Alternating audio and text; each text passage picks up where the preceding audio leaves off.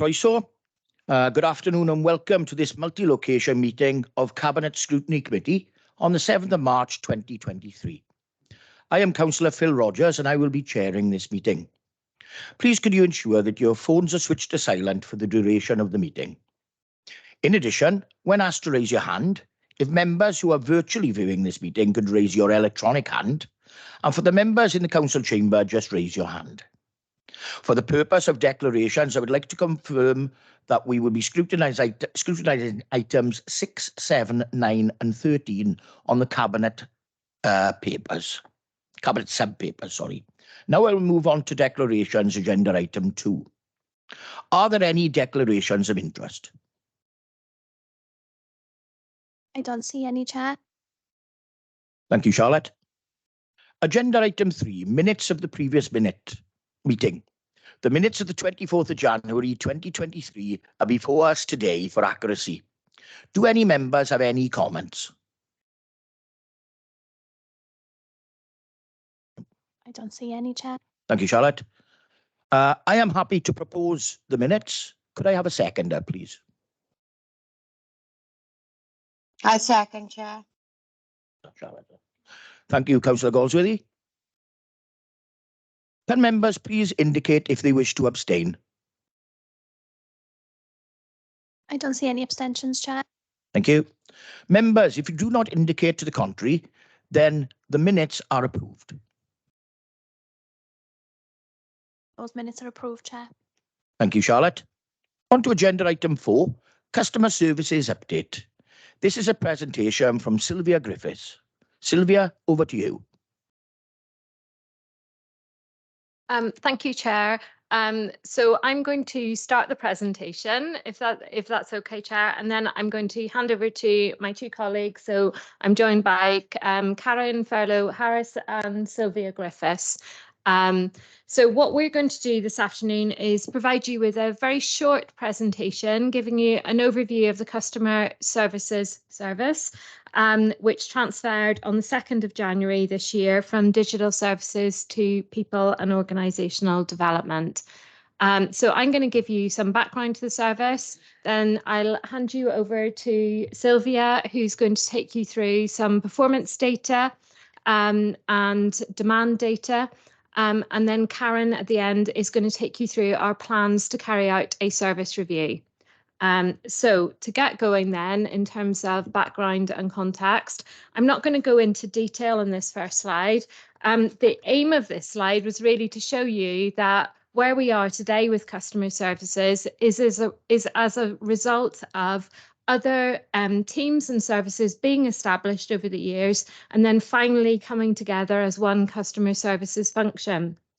So what we have inherited is a team of people with some people on different grades, some people able to carry out certain duties because of the grades that they're on, and other people able to carry out other duties. So we've got reception services, telephone services, and the team also carry out quite a range of administrative functions on behalf of the council. So for instance, delivering the Blue Badge service. But not all employees within customer services can carry out the full range of duties. The reason that I'm telling you this and explaining that to you is because it obviously makes it slightly more complicated in terms of rotating the service and providing services, determining what members of staff can go where at any one time. And it's a service where we have to make sure that the desks are staffed, that the telephones are staffed. So it is quite a juggle. So if we move on to the next slide. Thank you. So just to show you where the service fits in now. So the service moved over on the 2nd of January to people and organisational development. And you can see on the left-hand side with the yellow squares how the service fits in within the overall people and organisational development function. So Karen Farlow is the Strategic Manager of Policy and Exec Support. So Karen will be the accountable manager for the service. Customer services then will report in to Sylvia, who's our Strategic Marketing and Communications Advisor, reporting into Karen. So customer services has been moved in with people and OD because the way in which we interact with our customers, the way in which we communicate with our customers is a really important part of the organisation, and it's the place where we can really emphasise the culture and the values of the organisation. So it is a really good fit with people and OD. So if we move on to the next slide, and I can talk to you about the team itself. So reporting in Sylvia will be a customer services manager. Now that post is currently vacant. We're out to advert for it. I'm pleased to say we are getting quite a good response to the advert. So hopefully we'll be able to appoint somebody really talented who can support us to really take the service forward. The customer services manager, whilst delivering an operational service, our aim is that that person is going to help us develop and implement a strategy for customer services. Now, that's something that we'll come on to talk about more as we go through the presentation, why we want to have a strategic approach to how we deliver customer services. So as you can see, the team itself, we've got 18 members of staff within the team. 12 of them are full-time members of staff, 6 of them are part-time. We have 2 team leaders that the staff report into. We've got some very long-standing members of staff within the team. So the average length of service is 17.5 years. And actually the length of service ranges from under 6 months right up to 38 years of service. So there's a lot of experience in that team, which is really great for us. The age ranges range from 21 years old to over 70 years old.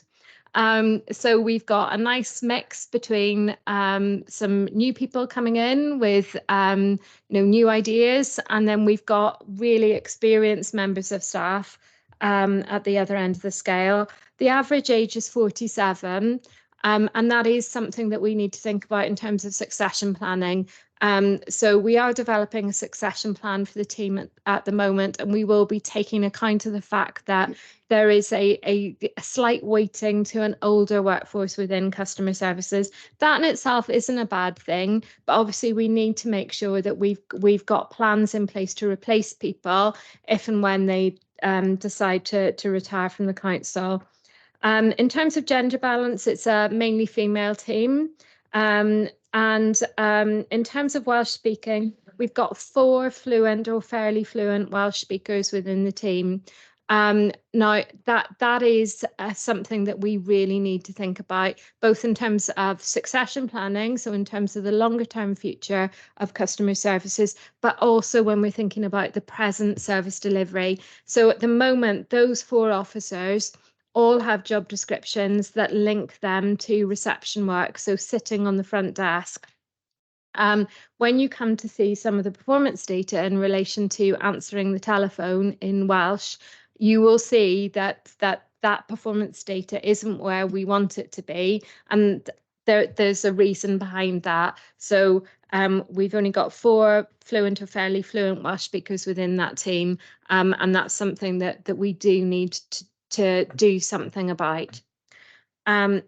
So at this point, I'm going to hand over to Sylvia, who's going to give you a brief overview in relation to the performance data that we capture and also some of the demand data that Sylvia has started to capture.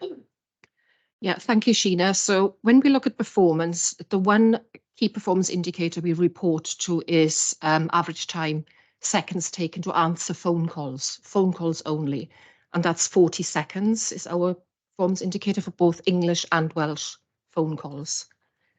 So when you look at the demand, and this is demand just for January now, phone calls, English and Welsh, 9,077. So that's quite a high number. But it's also other demand the team deal with, and that's emails. And emails, we've seen a huge increase in emails since COVID. Face-to-face reception since reception opened up, that is starting to increase as well. So there's nearly 1,000 people coming in. Blue badges, that's a really resource intensive process, particularly when you're talking about discretionary badges, where the team have to delve into medical documents, etc., to make sure the badge is required. Bus passes, that's another one which has increased again because Transport for Wales, for example, are doing a review at the moment on concessionary bus passes, and they're handing that to local councils simply because we got the data on blue badges. We are now being asked to look at all of these. So this is somebody is now full-time on just bus passes, taking them away from the phones. So looking back with all this demand, but we only on phone calls do we actually report performance. So when you look at that, this is calls in English.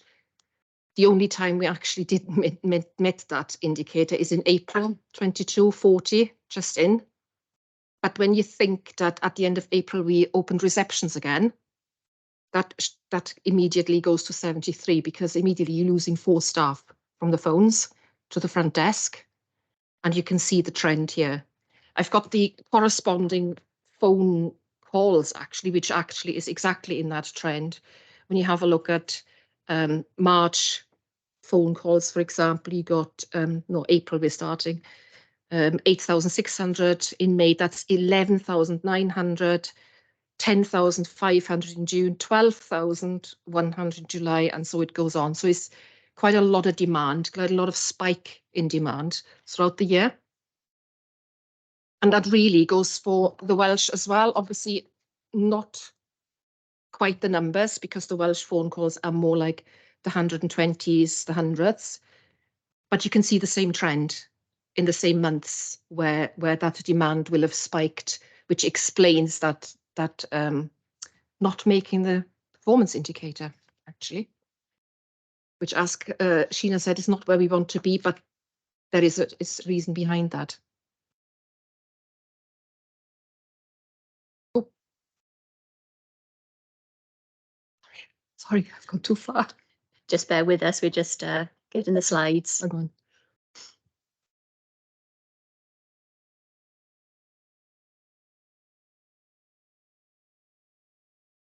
Trying to be too clever here. Okay, so looking ahead, so our objectives and plans for the service by undertaking a review are really to move the customer services function from a reactive service to a proactive service and to further improve the customer experience across the council. So to be able to do that, we need to better understand what the service does well. So for example, the service already receives a lot of positive feedback from customers for having taken the time to help them with information and support. We also need to better understand the technology. There is a legacy system in place, and we do need to understand whether or not a more modern system could deliver what that more modern system could deliver for us. We also need to understand what creates high demand. Sylvia's just given you an insight into the type of demand that goes into the service. Another example for you is perhaps a service in the council could perhaps send out a mass mail of letters, but that could result in increased demand for the customer services function when perhaps the recipients have some queries on the content of the letter. We also need to understand what good looks like and who defines what good looks like. And one of the key questions really is, are we measuring the right things? Because as Sylvia just said, we only use one metric at the moment, and that's about the time taken to answer calls, both in English and Welsh. So there are probably other metrics that we should be really using to demonstrate how good this customer services function is. So what will a review look like? So first of all, we really need to understand what the scope will be. It's important we get that scope right, and also who will be involved. The review will require the involvement and full engagement of services and managers from across the council, because as a service organisation, all our services have customers, whether that be libraries, registrars, estates, environmental health. And it's also important that we understand all our customer touch points. So our customers don't just interact with us by telephones, they also access our services digitally. So next steps and actions for us. So initially, we do need to recruit the customer services manager role that Sheena mentioned earlier. However, we're not waiting for that person to be in post. We have already started to talk to the staff and collect data to inform the review. We'll be holding customer services team workshops and internal focus groups made up of representatives from across our services, along with a customer survey. So not just a customer survey of our external customers, but also the services internal customers from across the council. So Chair, that brings me to the end of our presentation this afternoon. Happy to take any questions. Thank you very much. Thanks to Sheena, Sylvia and Karen for the presentation. Do members have any questions for the officers, please? We can see a couple of hands up. First up will be Councillor Carol Clement Williams, please. Thank you, Chair. Yeah, a couple of points. I used to work in a call centre, so I'd been scribbling some things down during the presentation. I think the part of the review should include a comparison with other councils, their figures. Is it possible to take that screen down so I can see officers? Because I can only see something saying questions at the moment. Thank you. Yeah, where we compare to other councils and what systems they are using.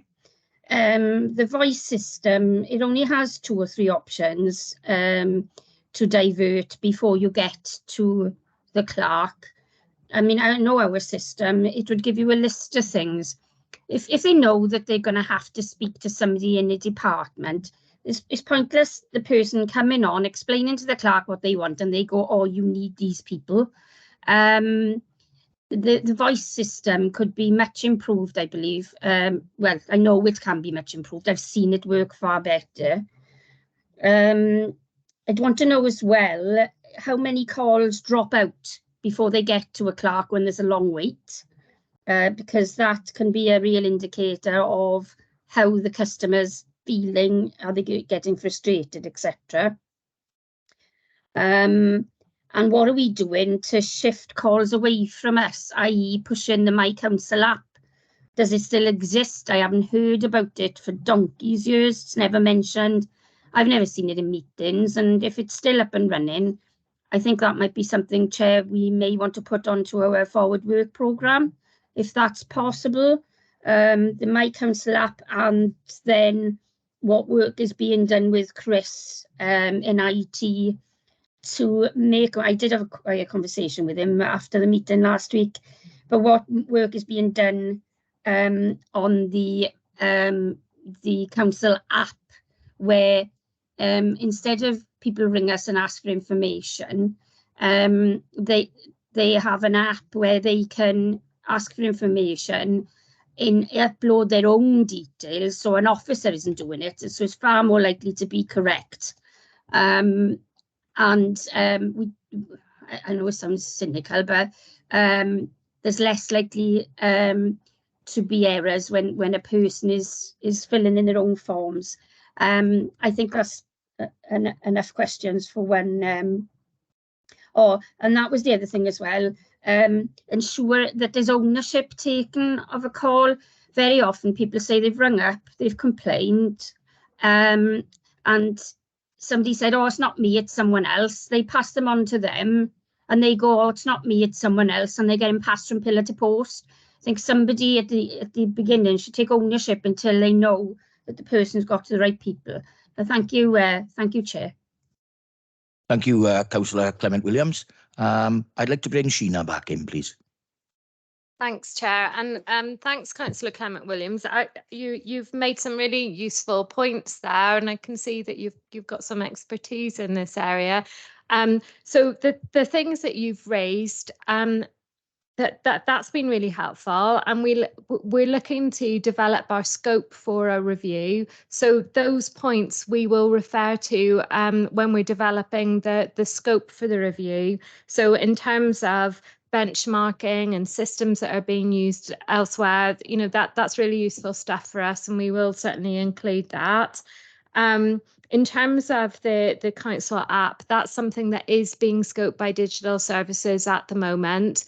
So I'm sure that there will be more information on that in due course. But thanks for the comments, Councillor Clement Williams. We really appreciate that.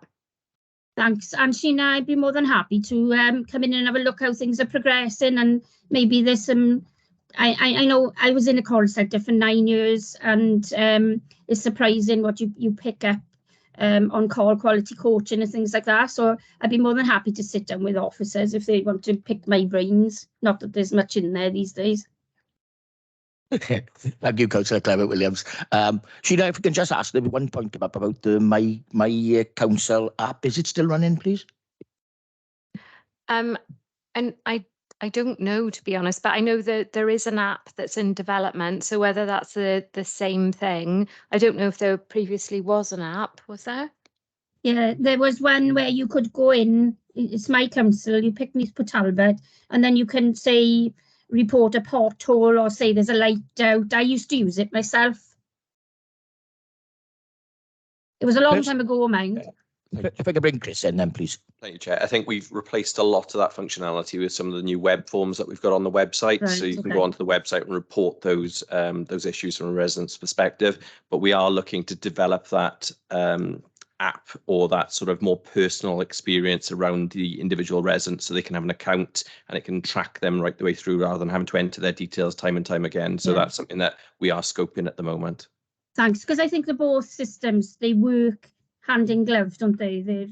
It's all the customer experience. So it's all one thing for them. They don't care if it's IT or if it's, as long as they get in their issue dealt with, it's all one experience for them. Thank you. Thank you, Councillor Clement Williams. Some excellent points there. And thank you to Sheena and Chris for the responses. Next up, we have our leader, please, in the chamber. Just very briefly, for Carol, I think the app she's referring to is the Watch 3 word. That's the app where we sort of put it in, and it's still there, but it's not used as productive as it could possibly be. But as you know, Chris, you go to a point and it uses the all those numbers, isn't it? And it sends it straight into our waste teams or our other teams, and they know exactly what that problem is. So Carol is right that we did have that app, and for those that used it, it was very, very successful because it did sync where you were for that time. And I actually still use it as it happens for my own personal use. But that's the one you're on about, Carol, and you are right. It was really good, actually. Yeah. Yeah, it's quick and easy to use as well, Leader. Thank you, Councillor Hunt, for that. Next up for the questions is Councillor Charlotte Goldsworthy, please. Right, okay, I got quite a few I have. So I actually think that our So if I could stop a second, Councillor Goldsworthy, can you come close to the mic or use your headphones? We're having difficulty hearing you. can you hear me now? Oh, that's far better. Yeah. Thank you. Thank you. Yeah, it's just I've been coughing now, so my voice isn't with me. I actually think that this is the gold nugget of our service right across all departments. I also don't think that the grades are right on the job either, if I'm being honest. The wide range of services and what we can actually get even more benefits out of these, because they are the connection to our communities. I'd like to see a lot more data detail and analysis of, from Welsh to English, from departments. Obviously, there's over 9,000 calls in January. I'd actually like to see, because obviously there's been an analysis done about, obviously, the blue badges on the front desk, but I'd like to know where they transfer over. So say, for instance, it goes over to waste. I'd like to see then all of that job and finish to the end. So if a resident phones back in on a bin collection, it's there in black and white in front of them. Yes, it's been done, because lots of it gets lost in transmission, and that's lots of the complaints that come in there. I think it's quite a stressful job as well, because you are the front line. I think collecting information is key here as well. So again, I don't think the IT system is where it should be. It's quite dated.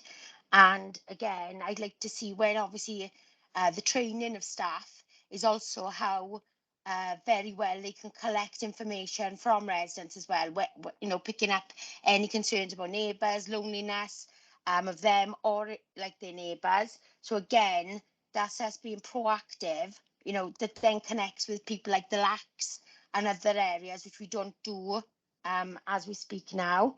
Let's have a look. I've got quite a few. I'd also say in regards to the seconds, you know, that response is fantastic on a call anyway. Because whilst I was in Swansea, it was an average of 18 minutes. So when we're talking seconds, that's absolutely phenomenal. But what I'd like to know is it the seconds to an individual, or is that the seconds to the answer phone and then obviously waiting? Because there's a big difference there. I'd also like to see, you know, like a simple tag of concerns with coding there.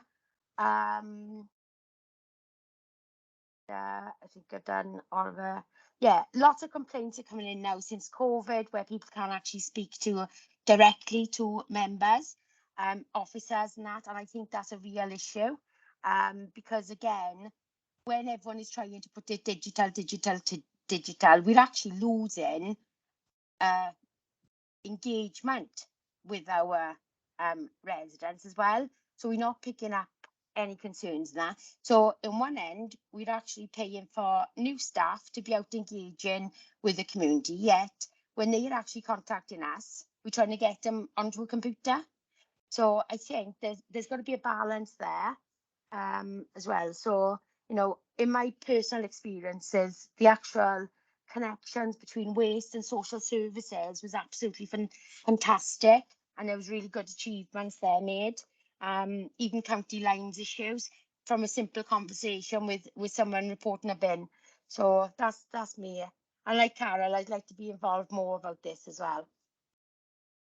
Thank you very much, Councillor Galls. There's obviously a lot in there. What we'll do now is we'll ask the officers to respond to as much as they can at the moment. What we may have to have is them actually get in contact with you outside of the meeting, because there's quite a lot on that list, all right? But we'll pass it over to Sinead, please, if she can respond to as many as possible, please. Thanks, Chair. Okay, and thanks, Councillor Goldsworthy. Again, lots of really useful comments in there. In terms of the number of seconds to answer calls, I can confirm that is seconds to the individual. So not seconds to any recorded message or anything like that. So that is seconds to the individual. In terms of all the other things that you've said, these are things that we want to include in the review itself. So I'm not going to respond to them this afternoon, because I think and I think what you're suggesting is that these are things that we need to take away and look into and then provide more information. So things like looking at the makeup of the service itself. So have we got the right people in the right place? That's certainly got to be part of the review. So what do the jobs look like? Where do we need those jobs?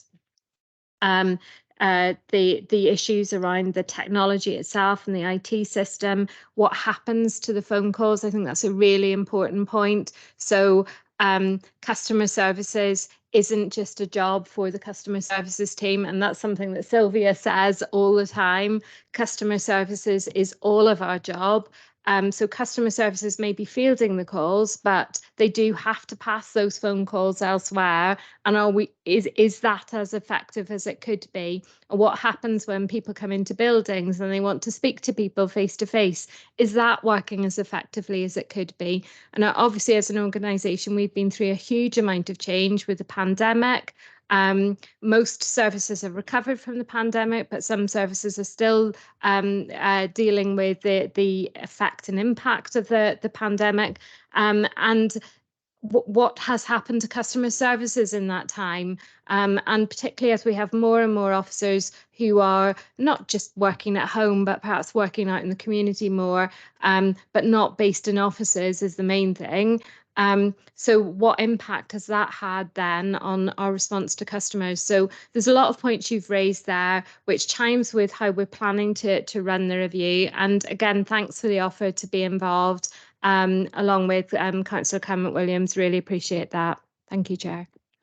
Thank you, Sinead. Sheena, sorry. Look, can't read my own writing. Councillor Goldsworthy, are you happy with that if you want to come back? Yeah, no, that's perfect, Alice. It's more about, obviously, from own experience now, trying to give useful information to the teams of, obviously, past experiences, that's all. And obviously, as a councillor, and obviously someone who worked for another council as well. And it is an excellent response as well in the 40 seconds, regardless. Anyway, that is brilliant. Thank you, Councillor Goldsworthy. Next up, I have Councillor Sean Percy, please. Thank you. Yeah, this is a really interesting sort of subject, isn't it? The customer services, and sometimes I think some of us councillors feel like we're a bit of a customer services line as well at times.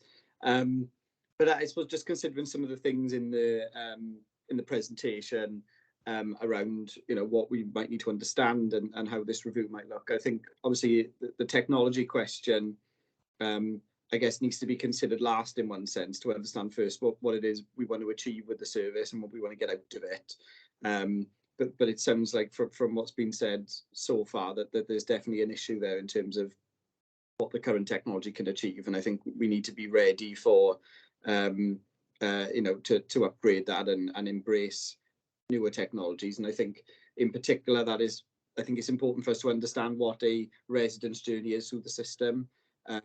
And that should, you know, that should really encompass everything. We should understand. Chris mentioned, for example, someone might have an online account in the near future and can report something online.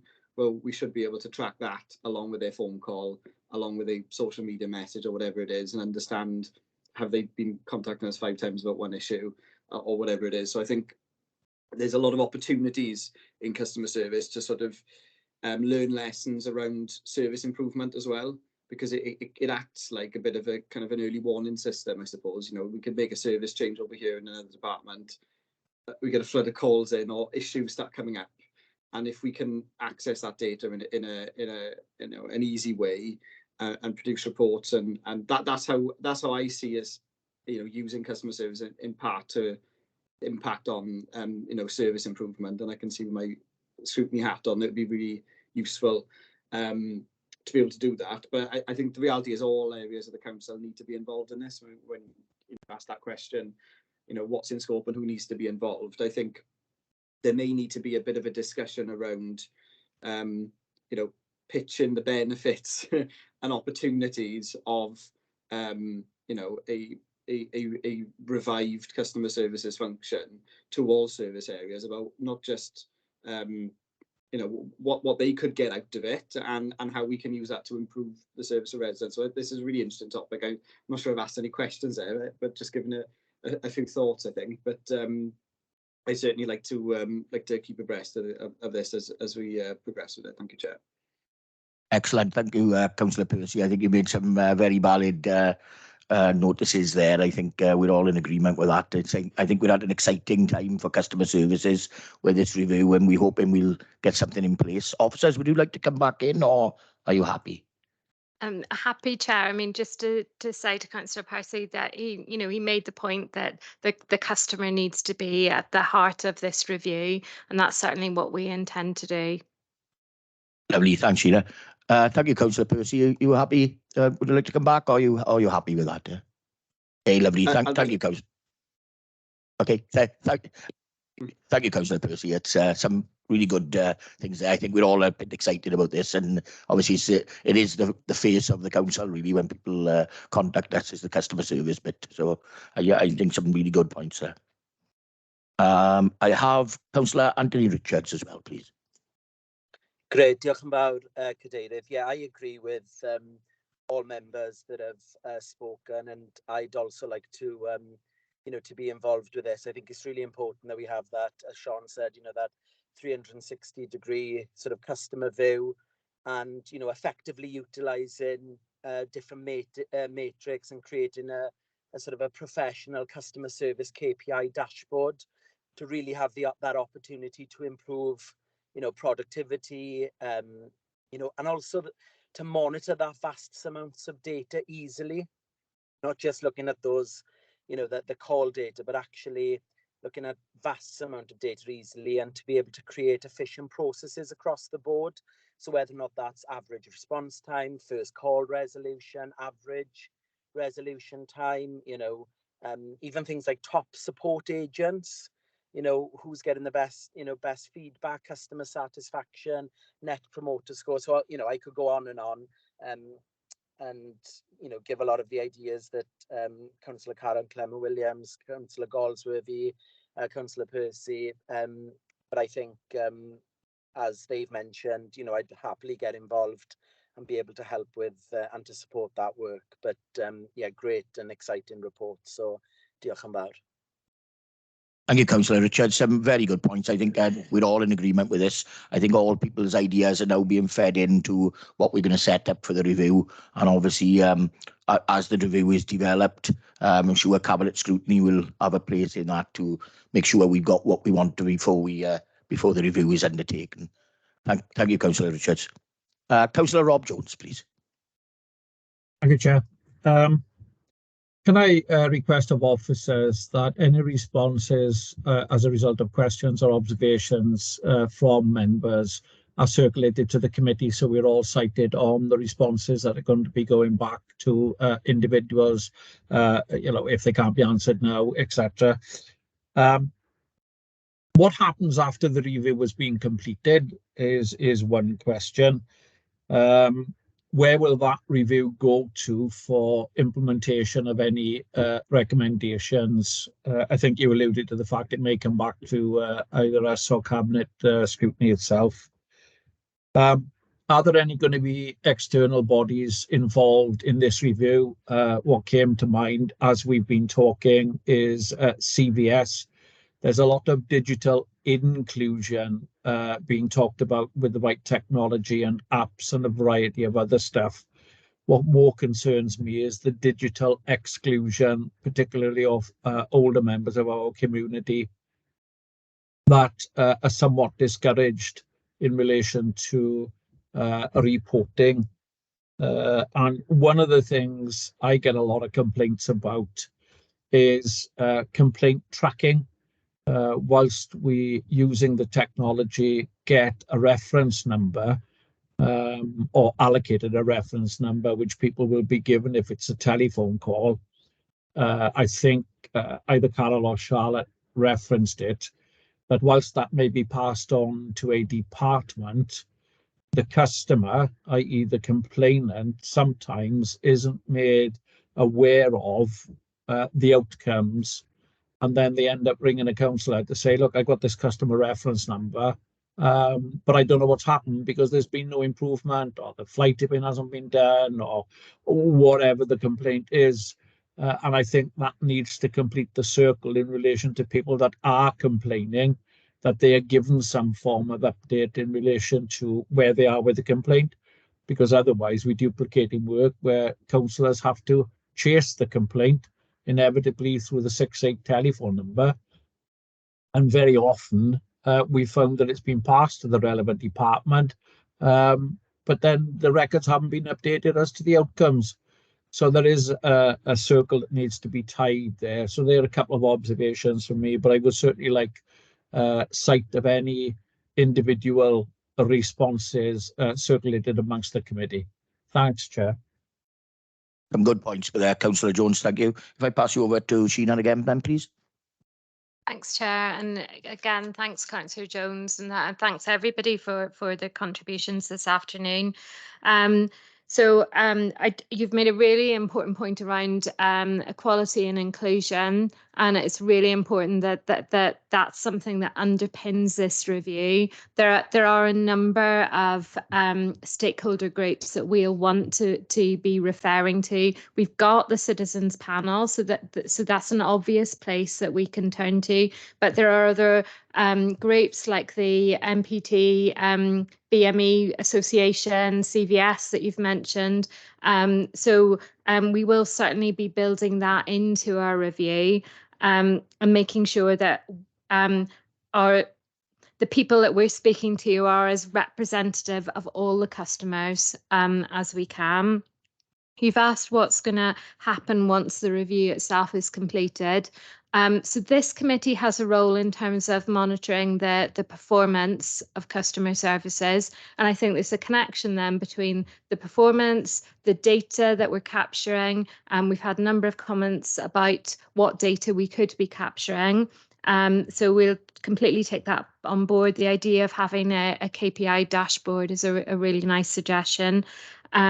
So I think we'll be coming back to this committee to set out the improved data that we hope to capture on customer services, and inevitably associated with that, we'll be feeding back to you on what we find during the review, why we're going to present you with the data that we're going to present you with, and what changes we've made linked to all of that. The Council's Personnel Committee is another obvious place where we could be reporting depending on what the actions are that we're making in relation to this. I think some of the points you made as well, Councillor Jones, about how we track what happens with our customers and what happens with complaints or issues that they raise, that may be something that the technology can help us with. So in terms of making improvements around how we're tracking that customer journey. So we hope to address all of that in some shape or form. It sounds quite ambitious this afternoon, what we're trying to do, but we're very positive about it. We're very positive about the team that we've got, because we've got a team that has a huge wealth of experience in terms of dealing with Neath Talbot Council's customers. So we hope that pooling all of that expertise, pooling the expertise that we've heard this afternoon as well, and including all of these comments in the review, we'll be able to do something that really makes sure that customer services is as fit for purpose as possible. Thank you, Sheena. Councillor Jones, would you like to come back in? No, well, only briefly. I think you've almost got a ready-made task and finish group that are volunteering here, Sheena, in relation to assisting with this work. There's so many people that's interested. And it is the face of the council, no matter which way you engage with the council. Inevitably, customer services is the first protocol that you will use. Just thinking, as you were speaking there, about tracking complaints, and I know Chris is there, perhaps part of this review, if you think about it, a complainant will ring councillors. Councillors will get a reference number. The reference number then has to be run through to the call centre. The call centre has to check it. Maybe something to consider, that councillors have a read-only option, that if someone gives them a complaint, we could actually look at the state of progress rather than bother with busy staff. And then, depending on what we saw, we could then pursue it from another angle or update the complainant, the constituent directly. Just something as a thought going forward. But yeah, exciting times, something that we've looked forward to for a while, and I welcome the review. Thanks, Chair. Thank you, Councillor Jones. I think your point has been noted. I can see them all nodding along here. So hopefully we will get progress on that, and I think it'll only be for the better. So we don't have to put the burden onto the call centre either ourselves. So that's a great idea. Thank you, Councillor Jones. Councillor Percy, please.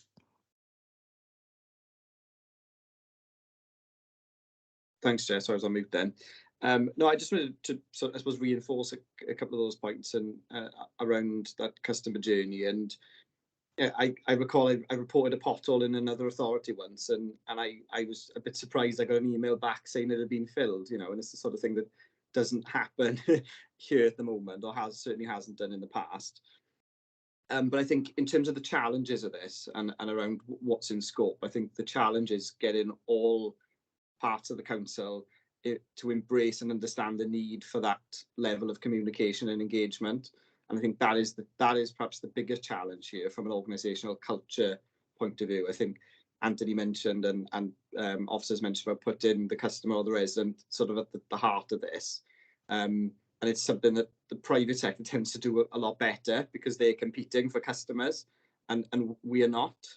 And I think it's a bit harder to instill that in departments, you know, outside of the customer services function. And I think that's something we've really got to raise a sort of focus on, is making sure that, you know, accountable managers across the council fully understand the need of doing that. And in terms of then demand management, you haven't got someone falling up five or six times for an issue, because they will have that expectation they'll get an update. And certainly from what Rob has said, I wouldn't want us to have access to a dashboard.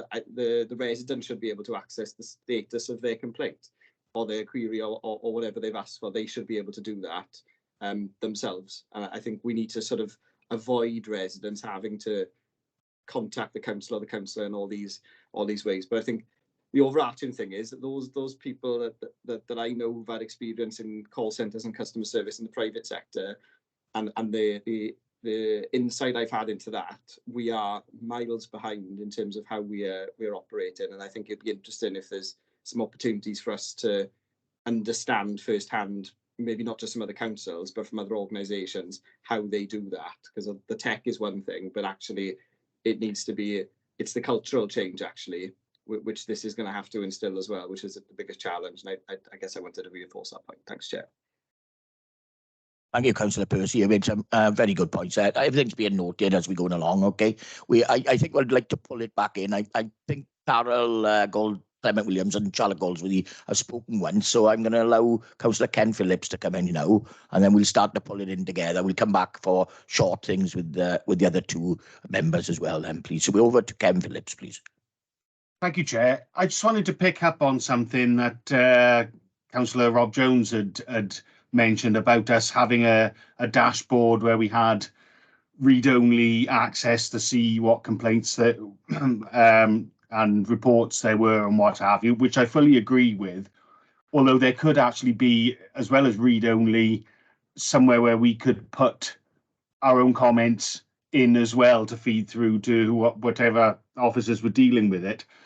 But I just wanted to extend that possibility to councillors actually having their own reporting accounts as councillors, similar to, you know, the residents' accounts where they're putting their reports in and they can see what's happening with their reports, and the officers, you know, fill in the details of what's been done and all the rest of it.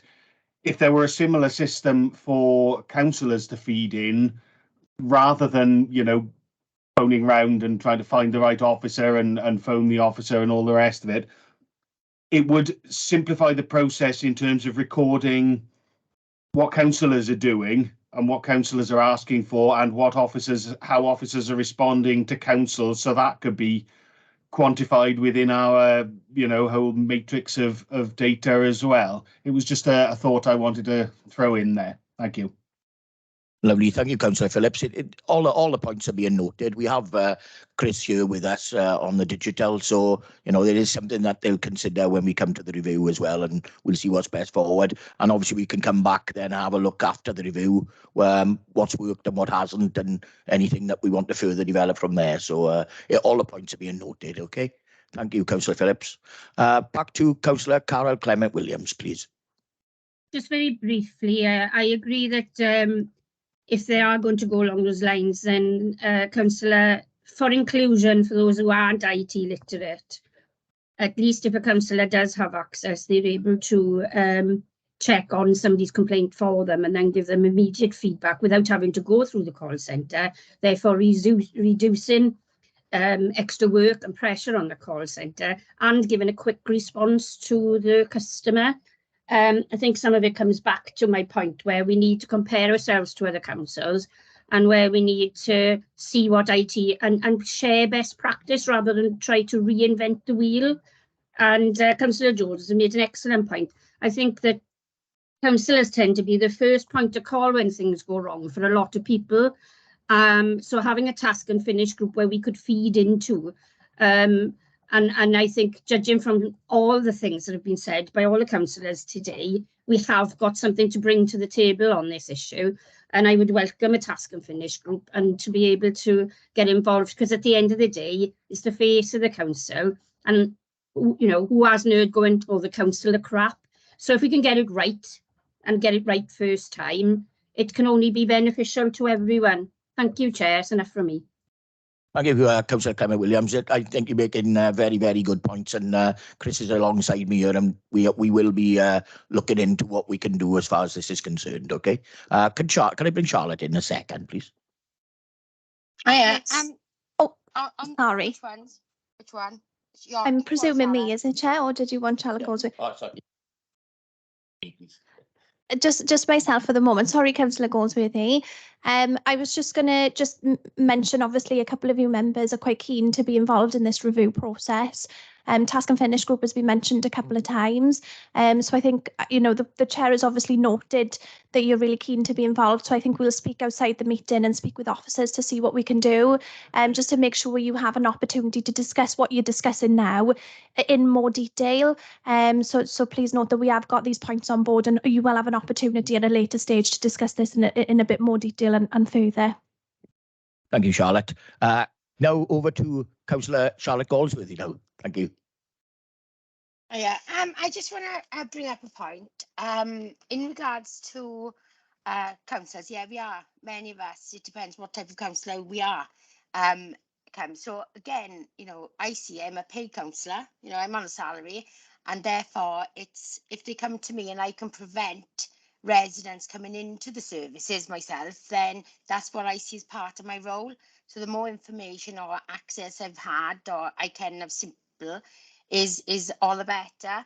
I think as well, it came to me after that the 40 seconds compared to the single point of contact is an average of 5 minutes.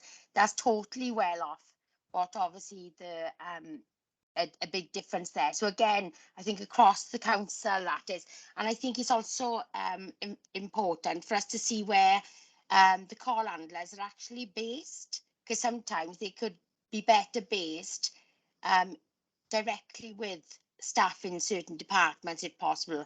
I don't know where all of them are actually based right now, but it's just a thought, that's all. Okay, bye.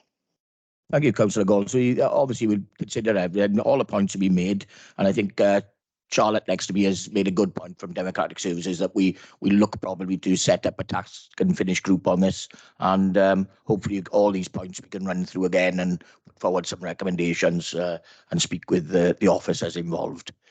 Thank you all. I think we'll round that bit to a close now. Thank you all for your contributions. Thank you to the officers for their responses as well. Okay, I think we'll move on a little. Thank you, everyone. The presentation was also for noting, okay? We're on to agenda item 5, pre-decision scrutiny. We will now move to the Cabinet agenda for pre-decision scrutiny. As previously mentioned, we have decided to scrutinise items 6, 7, 9 and 13 on the Cabinet sub-agenda. Cabinet agenda, item 6, Third Sector Grants 2023-24, additional applications. Who would you like to add anything additional to the report?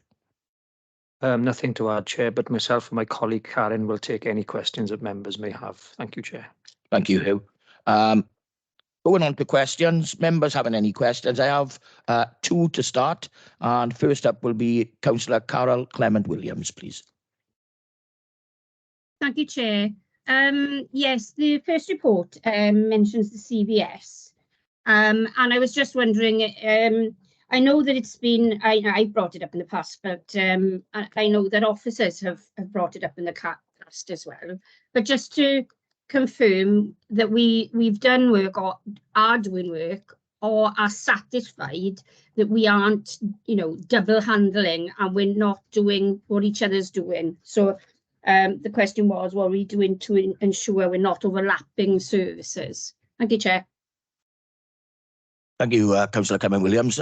Over to who, please? Yeah, thanks, Chair. It's a very good question, Councillor Clement Williams, which is why, as I mentioned in Cabinet previously, we're going to undertake a third sector grants review over the summer, and not just in relation to this scheme, but actually in relation to all funding we provide to the third and voluntary sector, to make sure that there are not different parts of the council, in effect, double funding organisations, because, as you know, people will look after various pots of money themselves, but we may not actually have an overview as to what everything is actually paying for. So that's that will be on the agenda this summer, and carried out in conjunction with CVS as well and the Voluntary Sector Liaison Forum. So that is something that we're looking at. So thank you for that. Thank you, Hugh. Hugh. Thank you, Chair. Thank you, Councillor Clement Williams. Next up is Councillor Charlotte Galsworthy, please. Hiya. I'd just like to know, obviously, the two organisations are well-known organisations and they're big organisations compared to little community third sectors within the community. What were the reasons that they were actually late? Because obviously they were late, they didn't get the deadline. So I'd like to know what happened there, because they are quite substantial amounts of money as well. Yes, sorry, Chair. Yes, over to you. Thank you. They are long-standing strategic partners of ours, Councillor Galsworthy, and I'll hand over to Karen now, who's closer to the detail in terms of the application process, so she can provide some information as to maybe why they weren't able to hit the deadline this time round. So thank you, Chair. Thank you, Chair. Yes, unfortunately, the two applications missed the deadline, and subsequently they got in touch with officers. The two organisations, as you are strategic partners, as Hugh has just pointed out, and as funds have become available to be able to provide the funds that they've requested, we are recommending that they are approved. Chair's perhaps worth me mentioning at this point, in the third sector grant funding round for 22-23, an applicant submitted a late application for that year of funding and was recommended and approved for funding by Cabinet last year. We don't know the detail of why they missed the deadline, Councillor Galsworthy, but they did get in touch with us straight away.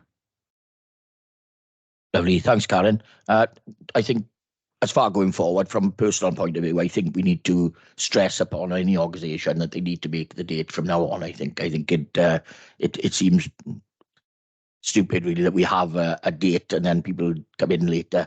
I think we've got to stop putting our foot down and being a bit firmer with it. Okay, Councillor Galsworthy, are you happy with that? Yes, thank you. Thank you, Councillor Galsworthy.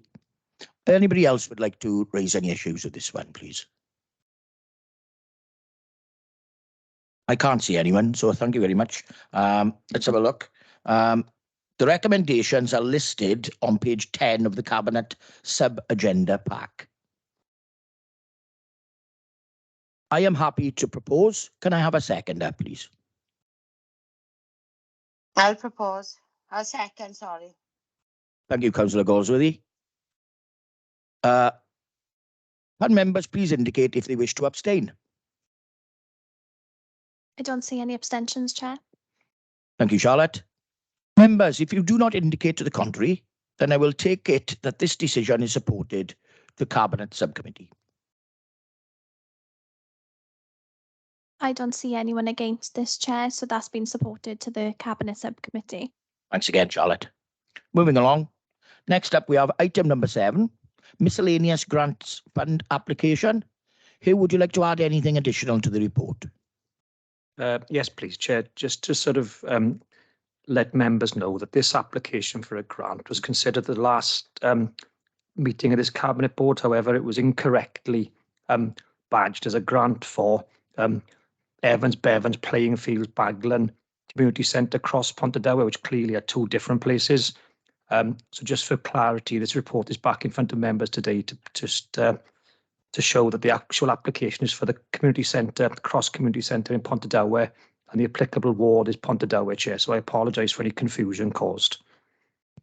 Thank you, Hugh. We're on to members' questions for the officers. We have Councillor Carol Clement Williams, please. Yeah, it's around that. My question is, Hugh, I can imagine what's happened here. We've used a sort of template from something else. And in order to avoid this kind of thing happening before, again, sorry, if a template is going to be used for things, it's good practice to have blank templates so that this kind of thing doesn't happen again, because it's gone through council and it's quite an important area, really. So in order to avoid that, can we apply some lessons learned on this one and make sure that if we are using documents from before, they are sort of emptied and then you have a blank template to use going forward? Thank you, Chair. Thank you, Councillor Clement Williams. Hugh, please. Yep, certainly, Councillor Clement Williams. We'll take that on board. And also, what I'm going to do in future is actually put in place a process with somebody else proofreads these reports, because we had the same issue in Cabinet last week, whereas even I'd read the report 100 times myself, there was still omissions, etc., because when you write something and read it, you don't actually see something yourself. So in future, I'm going to get an independent set of eyes to look over reports before they get in front of members, because I also notice there's some issues in terms of the private reports, in terms of my job title being misstated in various places. So going forward, yes, we'll make sure we use blank templates, not update previous reports to avoid this, but also put in place a system of actual proofreading as well. So thank you very much for that observation. And I don't want to point fingers at anyone, Chair, or blame anyone for anything. It's just about lessons learned, really, and how to get it right next time. And I can completely understand how, when I've written things before, there are glaring mistakes and you just don't see them because you've just been concentrating on it for so long. No. So, there's no criticism as opposed to lessons learned. Thanks, Chair. Thank you, Councillor Clement-Williams. Good point. Just keeping everything on the ball, I think, isn't it? Thank you very much. Next up, Councillor Charlotte Galsworthy, please.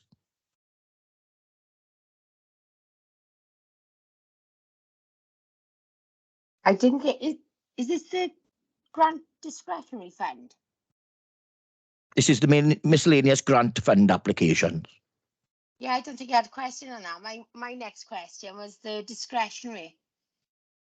I think we had decided, Chair, that we would ask the question she had outside the meeting. Okay, Charlotte. Councillor Galsworthy. Well, I'll cross that out. I did have it down originally, but I'll cross that one out and we'll move on. Okay. Thank you very much. Are there any other members who'd like to raise any issues on this, please? Lovely, thank you. I can't see anyone, so we will move on next. Our next one up is actually item 9. Before we move, if we can just... Oh, yeah, I haven't voted on it. Just to see if the members are in support. Sorry. Sorry. Coming back around. Sorry, everyone. Retake. Okay. The recommendations are listed on page 15 of the Cabinet sub-agenda pack. I am happy to propose the recommendations. Can I have a seconder, please? I'll second it, Chair. I'll second. Thank you. Thank you, Councillor Galsworthy. Can members please indicate if they wish to abstain? I don't see any abstentions, Chair. Thank you, Charlotte. Members, if you do not indicate to the contrary, then I will take it that this decision is supported to the Cabinet Subcommittee. I don't see anyone against, Chair, so that recommendation has been supported to Cabinet Subcommittee. Thank you, Charlotte. Right then, back to where I was. Sorry, everyone. We're up on to item number 9, rate relief for charities and non-profit making organisations. Hugh, would you have anything to add, please? Nothing to add, Chair, but just to point out that my colleague, Anne Hinder, the Principal Officer for this area, is on the call if members do have any questions that I won't be able to answer. Thank you, Chair. Thank you, Hugh. Do members have any questions for the officers? I have one initially from Councillor Charlotte Galsworthy, please. Hi. There's 209, I think, memory.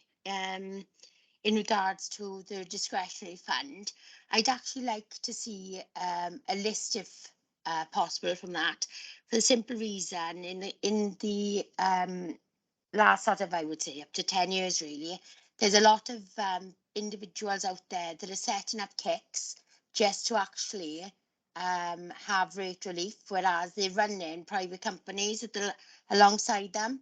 So I'd actually like to have a look if any of that was actually happening, because I am concerned. I have raised issues, around a number of individuals or organisations with safeguarding that in regards to kicks, because it's so easy to set up these days, just online in an hour sort of thing, with like 2 people as trustees. And I think that we need to get a bit of a hold on this, because it is an issue. Because these are the bodies are also coming to us for grants and that. So I do want to have, a closer look into this, even if it goes on the work programme. Thanks. Thank you, Councillor Galsworthy. I'll pass over to Hugh, please. And in due turn, I'll pass you over to Anne Hinder, please, Chair. Thank you very much. Good afternoon. With regards to that, I can provide a list. I don't have anything available to hand, but I can certainly get IT to extract that information and provide it at a later date. But just for clarification, when we do have these applications, there is quite a rigorous process that they have to go through in order to supply information with regards to the company, in order for us to determine whether they do fall into the category of being awarded a discretionary or mandatory relief. So it's not just the fact that they are a registered charity or registered community interest group. There is additional support and evidence that is required, which is then passed over to Hugh Jones for authorisation. So there is a set process they go through as well. Thank you, Anne. Councillor Goldsworthy, are you happy?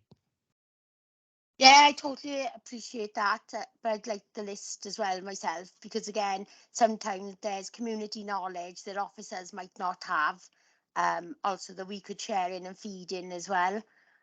So I think, it's about improving again our own communications with members and officers in not just certain things in the council, but across as many things as possible. So Thank you, Councillor Goldsworthy. A very good point. Thank you very much. The recommendations are listed on page 2. Oh, sorry. Anybody else would like to make any comments at this point? I don't see any. Thank you, Charlotte. We'll move on then. The recommendations are listed on page 29 of the Cabinet sub-agenda pack. I am happy to propose the recommendations. Can I have a seconder, please?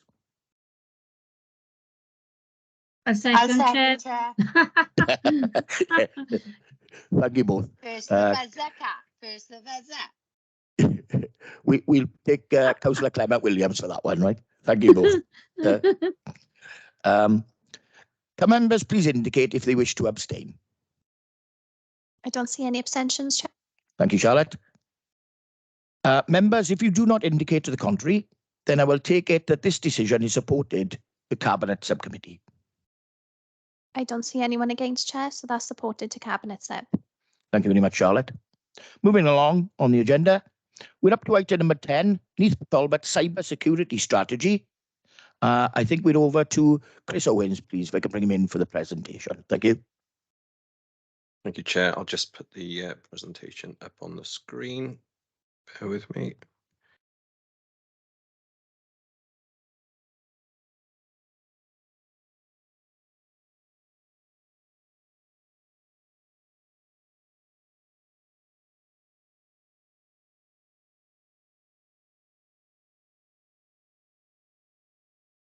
Okay, so it's a year since we brought the cybersecurity strategy through to members for approval, and in that time, quite a lot has progressed in the world of cybersecurity. If I can just slides to update here. There we go. So as I say, unfortunately, it's all been really one-way traffic in terms of cyber threats and how they've grown over the last sort of 12 months.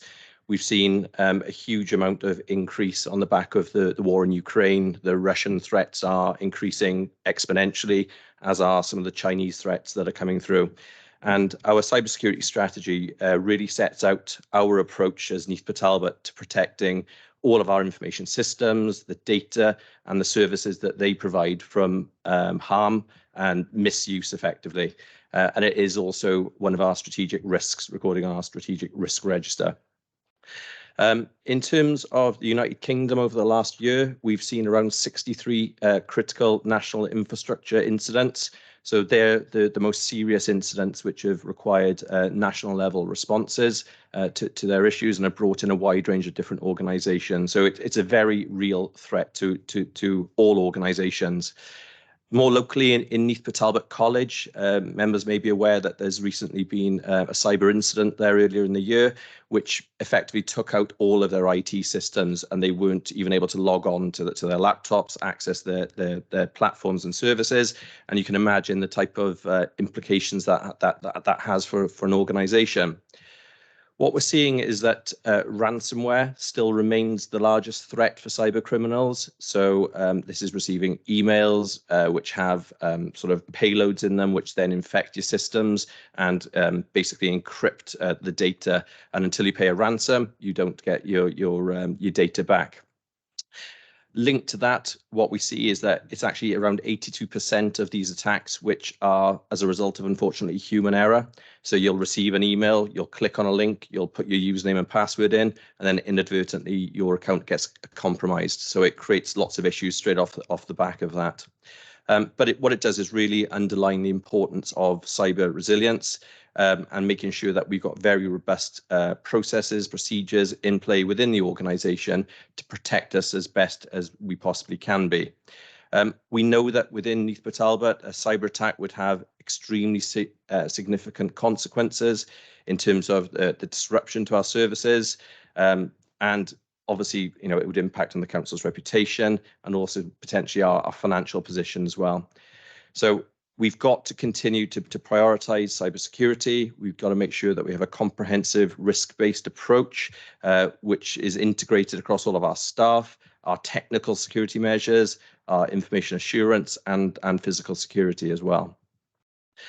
So over the last 12 months, there's been a lot of activity within digital services to try and make sure that we are as resilient and robust as we possibly can be. We've developed our new target operating model for digital services and ensured that cybersecurity is seen as a real golden thread through all of the delivery areas that we're delivering on. We're in the process of developing our new digital strategy for the organisation, and that'll be something that we'll be bringing back in the coming months to present to members for information. But it'll really sort of hopefully underline how cybersecurity and cyber resilience is a core piece of our delivery jigsaw. We've developed governance arrangements and we've started to develop specific roles and responsibilities within digital services around this space. We've also reviewed our policies and procedures and have taken or undertaken a gap analysis against the recent Audit Wales Learning from Cyber Attacks report. And I'm pleased to say that there were no gaps in terms of what was in our cybersecurity strategy and what indeed was in that report. We've also developed action plans and what they call playbooks. So if an incident happens, we have a ready-made action plan that we can sort of deploy to make sure that we know what to do, what steps to take, and how to respond to that type of incident. And we've also then, on the back of that, developed communication plans to make sure that we're properly communicating across the organisation around what the issue is that we've come across.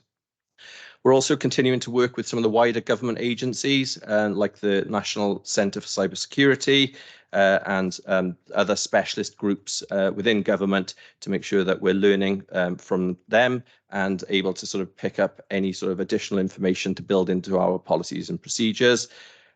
We also have our action plan, which is in the report that you've been provided with, and we've developed a very layered approach to cybersecurity within our technical control measures. So to put it into some context, my screen is going to update. There we go. Put it in some context in terms of the types of issues that we're experiencing as Neath Talbot Council. The network is being hit in the region of 450,000 hits a day, and they could be denial of service attacks where they're basically trying to take the network down, but our firewalls and our technical controls are preventing that from happening. We're seeing around 303 potential website issues whereby you may have a link sent through to you and you'd inadvertently click on that link, but it would be then filtered by our website filters. We're seeing around 4,500 emails going into quarantine. So those will be spurious emails coming in, asking you again to click on links or asking you to go, to buy YouTube vouchers or whatever it might be, that, will be trying to lead you down a path. But again, our email filters are filtering those out. And then you can see the antivirus ones there are also around 2,900. So that's 2,900 malware or viruses that the antivirus solutions are taking care of. So it is a very real risk for us. It's a very real issue that the technical controls are dealing with. We've still got a fair bit to do in this space. You've seen the action plan, and we're continuing to monitor against that and implement the actions that are set out within it. We have to continue to review it because the threats are constantly changing and evolving. So we're constantly looking at how we need to take new actions, or whether there's new opportunities technically to deal with some of these challenges that we're faced with. Continuing to raise awareness across the organisation through training and events. And we're looking at also undertaking some testing of the infrastructure to make sure that it is as robust as we can possibly have it. We regularly undertake things like penetration testing with third-party organisations, where effectively they try to hack our systems, and then they provide us with recommendations if they find any vulnerabilities, where we can then plug those gaps. And we're also taking part in what's called the cyber assessment framework, which is again a bit of a self-assessment and a health check on the processes and the procedures that we've got in place. At all times, as I mentioned earlier, we're also engaging with these external specialists to make sure that we are getting that high-level subject matter expert input and advice. So just finally, what the future holds. In this space, that's really difficult to predict. There are what you call zero-day threats, which are effectively threats that don't exist right now, and they will come online very quickly, and they're directly aimed at disrupting services and systems. So you can't really protect yourselves against those, because you literally don't know what vulnerability they're going to be exploiting and what they're going to be targeting. But what we can do is make sure that we're on our course for continuous improvement. We're constantly looking at our systems and our services, and we're looking at how we can continuously improve them and plug any gaps that may be there. We're continuing to communicate with the importance of cyber resilience to all of our staff and members, and delivering the security awareness training sessions and so on and so forth. What we've got to continue to do, though, is prioritise our information assets, our processes, and maintaining appropriate records and policies, conducting regular reviews around things like data retention and looking at the policies that surround that. So it's a very busy space. We need to make sure that it's properly resourced and that we're constantly reviewing it. We've also got to consider some of our third-party risks. So some of our suppliers that we rely on to deliver services, what have they got in place around the systems and the services that they provide to the organisation?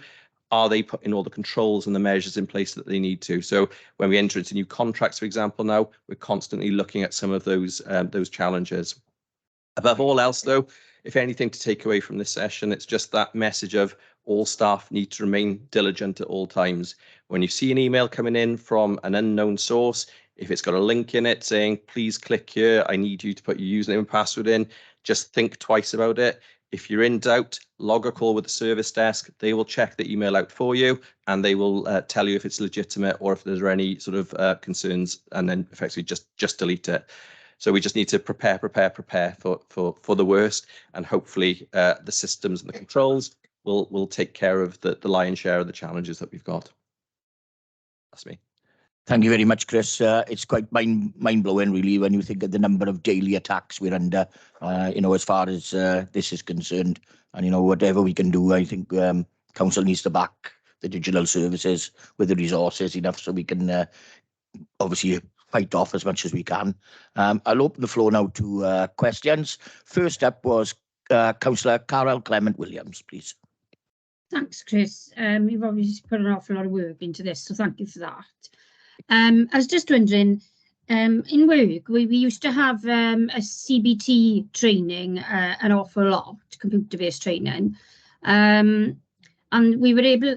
What they were able to do is they were able to tell when everyone had completed the course and then send reminders out.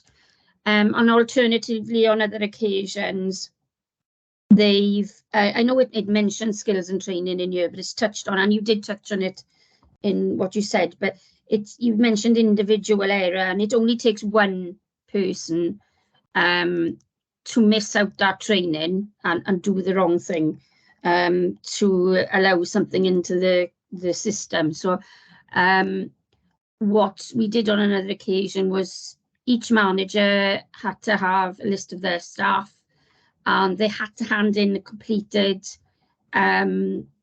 you know, they used to just have an individual sheet of paper or Word document spreadsheet or whatever, a list of all their stuff, and they had to send in when it was completed and what date it was completed to make sure that everybody did complete it.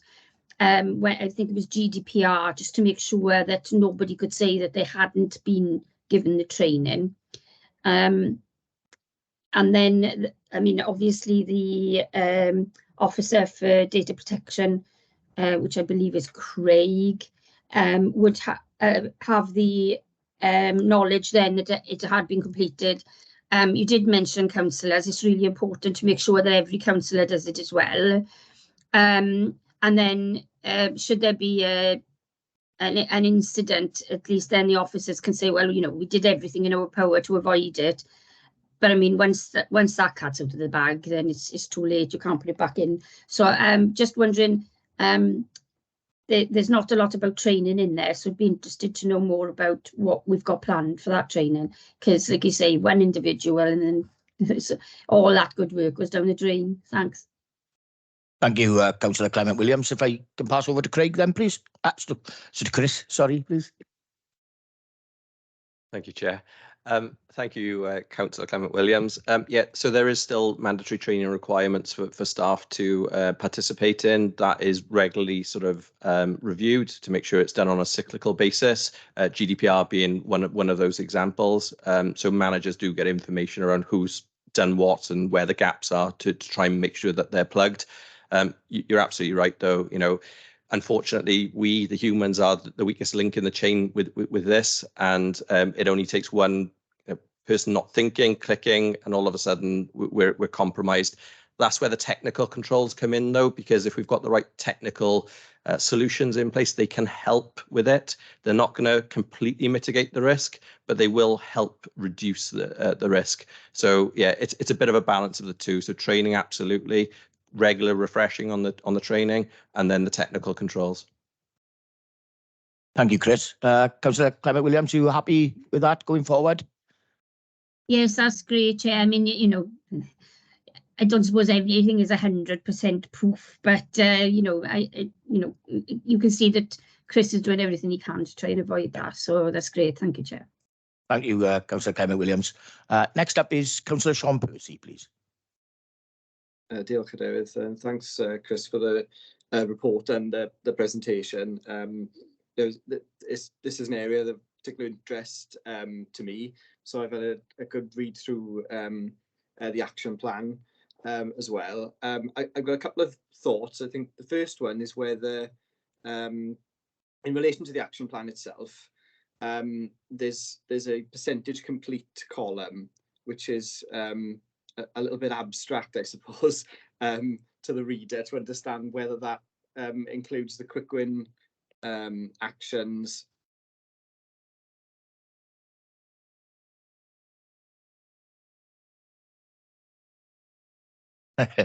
Yeah, we think you've been taken down, Sean. I tell you what we'll do, Sean, is we'll hold you. I'll bring you back in later on when you come back online if you are still there.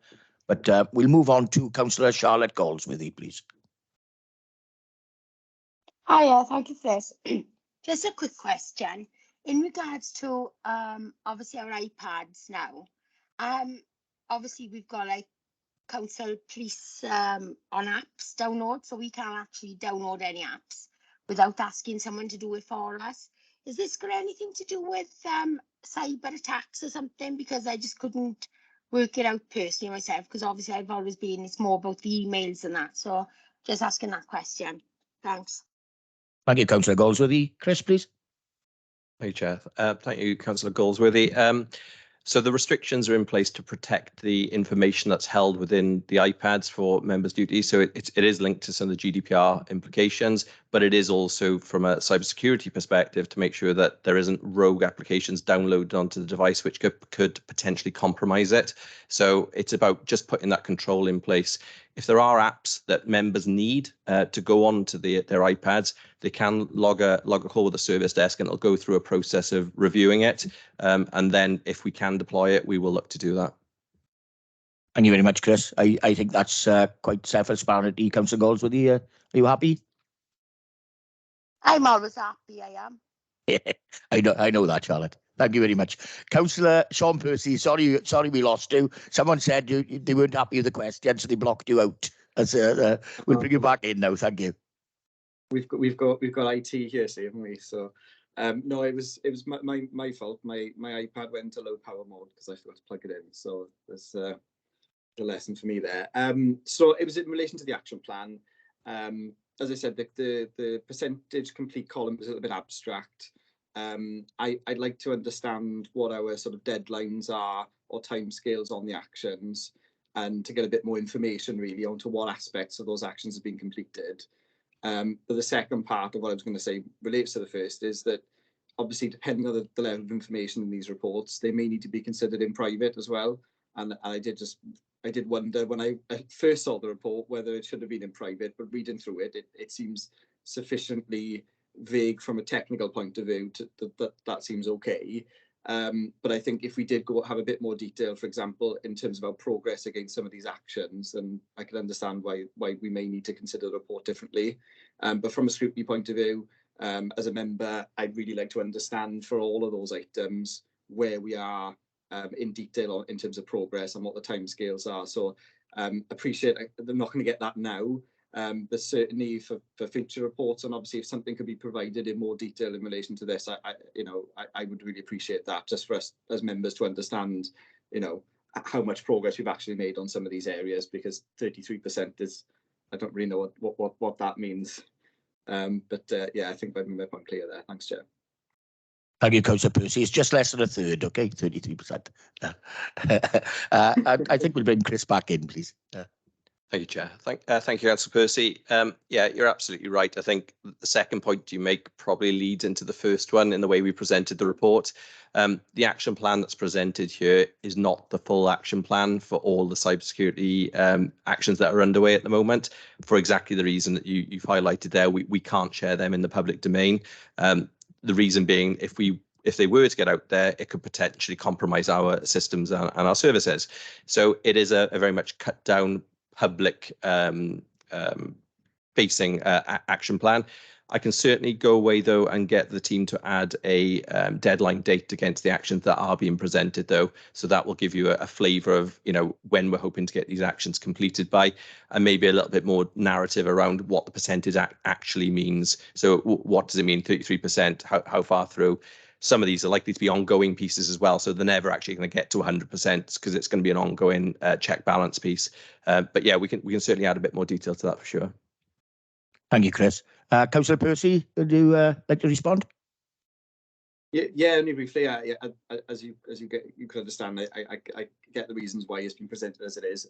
Of course, if you could provide that a bit more information, that would be brilliant. I think it will depend, I suppose, how much you can put in, whether that would satisfy me from a scrutiny perspective. But I suppose we'll see what comes together, and I suppose we could have a chat outside of the meetings in terms of if I've got any specific questions or concerns as well. So I appreciate that. Thanks, Chair. Thank you, Councillor Percy. Are there any more questions on this item, please? I can't see any at the moment. Thank you, everyone. Just saying with this item that. Oh, sorry. Yes, sorry, I missed out the leader. Councillor Steve, please. Morris missed out. That's fine. It's only brief, Chris. I think training, staff training and members training, the more we do, the better. Things change, as you know. I mean, because it needs to be clear that while those that are not in that technology world, spam to phishing or cyber attacking, whichever acronym you want to use, there's a distinction. And it's, people will panic. They'll hear all sorts of words, spamming and so forth, but they need to be clear of the potential harm that it causes, because they could inundate you and your team with harmless, even though nothing's harmless, don't get me wrong, but you know where I'm coming from, something not to worry about as much as actual cyber attacking, where maybe taking the confidential information and the credit card information, where there could be serious consequences. So I think training of all that this sort of internet brings is critical, and maybe we can try and set that up you know, as soon as we possibly can for members and going forward. So that's all I want to say, Phil. Thanks. Lovely. Thank you very much, Councillor Hunt. Duly noted. I think things are in the process. I think we will have something in the near future with this. Thank you. Just checking that there is no recommendations to this report. This item is just for noting. Okay. On back to the Cabinet Scrutiny agenda. Agenda item 6, the Forward Work Programme. Charlotte, do you have anything further to add, please? No, Chair, it's just there for noting. So if members have anything particular they would like to add, then we can at this point. Thank you, Charlotte. I think there was a mention earlier on about something that might want to come up. So if they want to put it forward to Charlotte after the meeting, then obviously feel free to do so. Okay. Moving along. Agenda item 7, urgent items. That's because that's all the items we have chosen to scrutinise in the public session. So we're going to return to our scrutiny agenda. I have no further urgent items today. On to agenda item 8, access to meetings. To resolve to exclude the public for the following items pursuant of section 100A, subsection 4 and 5 of the Local Government Act 1972 and the relevant exemption paragraphs of part 4 of the schedule 12A of the above act. I am happy to propose. Could I have a seconder, please? I second, Chair. Thank you. Who's that? Carol. Lovely. Thank you, Karen Clement-Williams. You've seconded it. And we're now going to move into private session. So can I please ask that any of the public or press in attendance now exit the meeting and can the recording be stopped? Chair, I can